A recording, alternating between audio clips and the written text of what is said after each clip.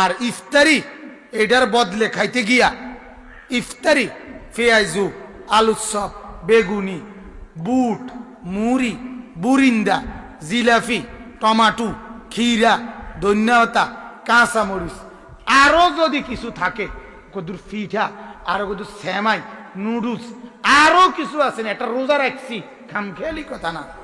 আরে বাপরে আমরা একটা রোজা রাখছি আমরা মানে মহিলা যদি কোনোদিন কোনো কারণে ওই মারও তো কদ্দুর আমার শায়েখ আল্লামা মুফতি মুশতাকুন নবী সাহেব বলে মারও তো কদ্দুর আখেরাত দরকার, বিবিরও তো আখেরাত দরকার, মহিলাটাও তো ইফতারের আগে একটু দোয়া করা দরকার, কান্নাকাটি করা দরকার। এই সুযোগ মহিলার কপালে নাই। ওই যে পেঁয়াজু আলুর চপ বেগুনি এই তিন জিনিস, পেঁয়াজু আলুর চপ বেগুনি এই তিনটা তো কোরআনের আয়াত, ঠিক না?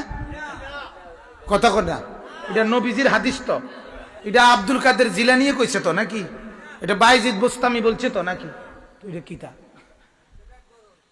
কথা বলেন না কেন? এইটারে বাধ্যতামূলক মহিলা যদি আজকে শুধু বেগুনি করছে না অথবা আলুর চপ বানাইছেন,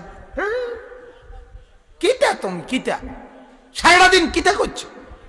হ্যাঁ দুগা বেগুনি বানাই দেখছো না, সারাটা দিন রোজা রেখে আইছে হেতের বউ মানে আমনের বিবি সারাটা দিন বইয়ে বইয়ে কাল বেগুনি বানাইতো নাকি?